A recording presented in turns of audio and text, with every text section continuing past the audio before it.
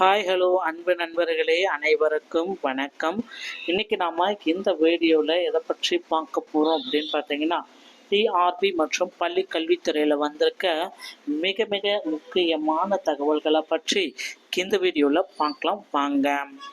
நியமன தேர்வில் வெற்றி பெற்றவர்களுக்குண்டான வேக்கன்சிஸை உயர்த்தணும். ஹெச்இடி நியமன தேர்வில் வெற்றி பெற்றவர்களுடைய வேக்கன்சிஸை உயர்த்த போராடிட்டு வராங்க. அதை பற்றி நம்ம பார்க்கலாம்.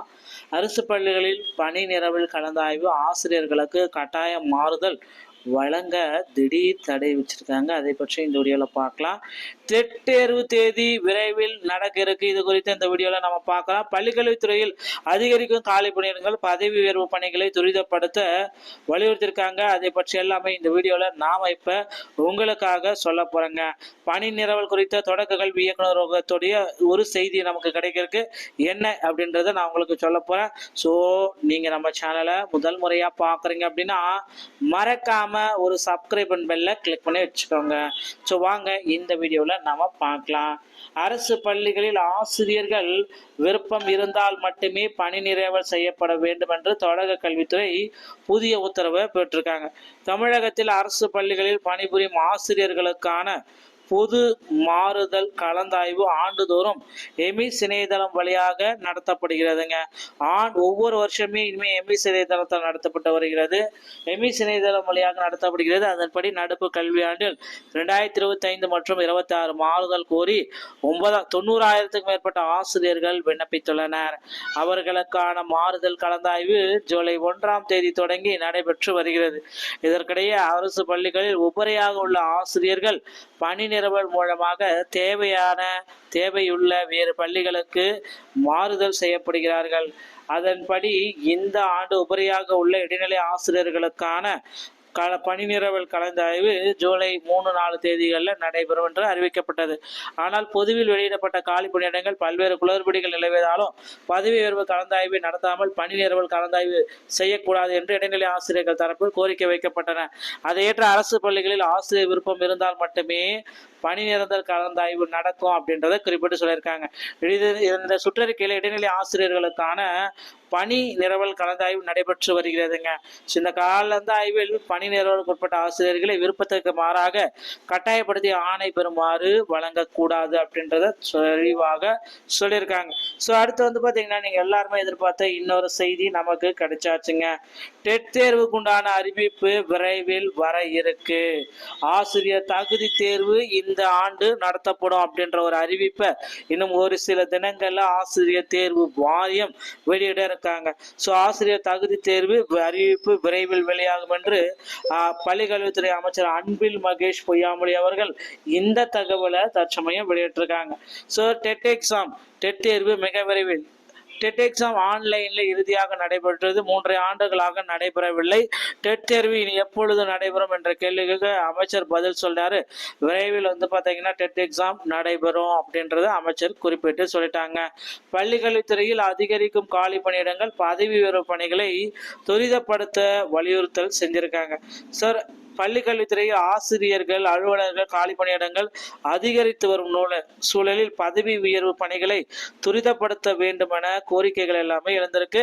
தமிழக பள்ளிக்கல்வித்துறையின் கீழ் 37,554 அரசு பள்ளிகள் இயங்கி வருது. இதில் 52 லட்சம் மாணவிகள் படிக்கிறேன். இவர்களுக்கு பாடம் நடத்த 2.2 லட்சம் ஆசிரியர்கள் பணியிடுகின்றனர்.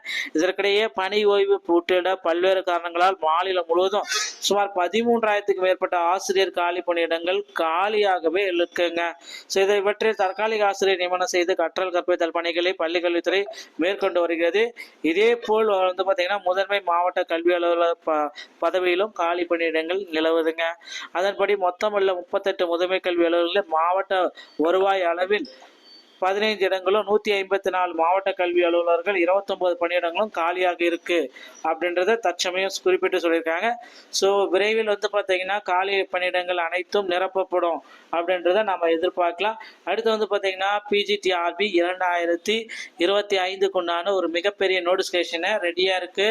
அனைத்து வேலைப்பாடுகளும் 99.99% முடிக்கப்பட்ட நிலையில் இதற்குண்டான விரைவான அறிவிப்பை நம்ம விரைவில் எதிர்பார்க்கலாம். அடுத்து ஆசிரியர் தேர்வு வாரியத்தில் எஸ்ஜிடியுடைய வேகன்சிஸை இன்க்ரீஸ் பண்ணணும் அப்படின்ட்டு பல்வேறு தரப்பட்டவர்கள் கோரிக்கை வச்சிருக்காங்க. இவர்களின் கோரிக்கை நிச்சயமாக ஏற்கப்பட்டு எஸ்ஜிடியோட வேகன்சிஸ் 23,000 ஆசிரியர்களுக்கும் உடனடியாக பணி வழங்க ஒரு உத்தரவு பிறப்பிக்க போறாங்க. இதற்குண்டான அரசாணையும் தயாராகி கொண்டு இருக்கிறதுங்க.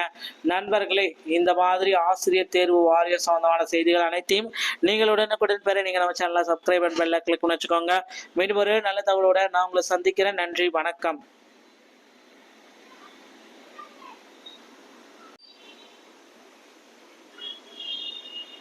ஹாய், ஹலோ அன்பு நண்பர்களே, அனைவருக்கும் வணக்கம். இன்னைக்கு நாம இந்த வீடியோவில் எதை பற்றி பார்க்க போகிறோம் அப்படின்னு பார்த்தீங்கன்னா, டிஆர்பி மற்றும் பள்ளி கல்வித்துறையில் வந்திருக்க மிக மிக முக்கியமான தகவல்களை பற்றி இந்த வீடியோவில் பார்க்கலாம் வாங்க.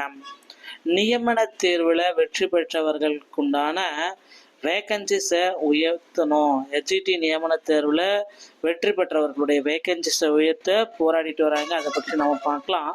அரசு பள்ளிகளில் பணி நிரவல் கலந்தாய்வு ஆசிரியர்களுக்கு கட்டாய மாறுதல் வழங்க திடீர் தடை வச்சிருக்காங்க. அதை பற்றி இந்த வீடியோவில் பார்க்கலாம்.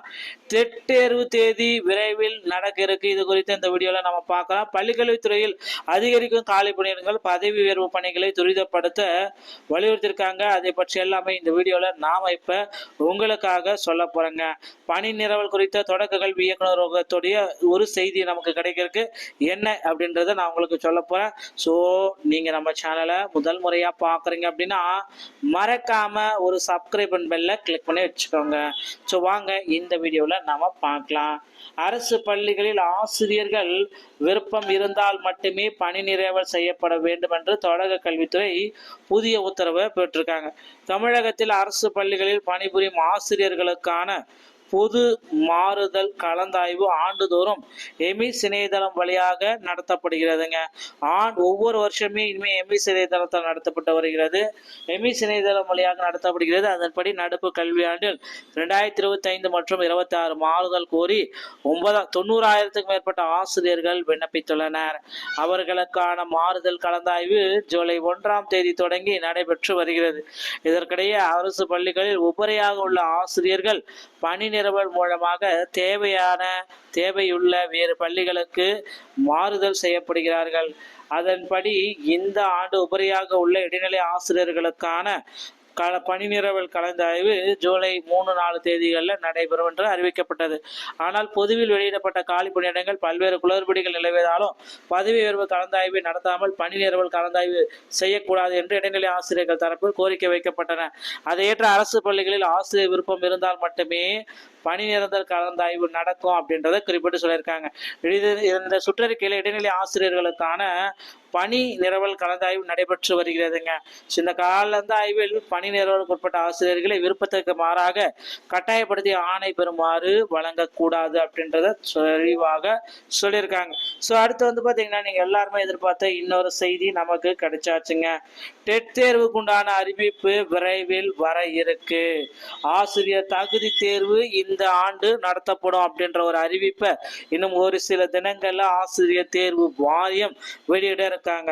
ஸோ ஆசிரியர் தகுதி தேர்வு அறிவிப்பு விரைவில் வெளியாகும் என்று பள்ளிக்கல்வித்துறை அமைச்சர் அன்பில் மகேஷ் பொய்யாமொழி அவர்கள் இந்த தகவலை தற்சமயம் வெளியிட்டிருக்காங்க. ஸோ டெட் தேர்வு மிக விரைவில். டெட் எக்ஸாம் ஆன்லைன்ல இறுதியாக நடைபெற்றது. 3 ஆண்டுகளாக நடைபெறவில்லை.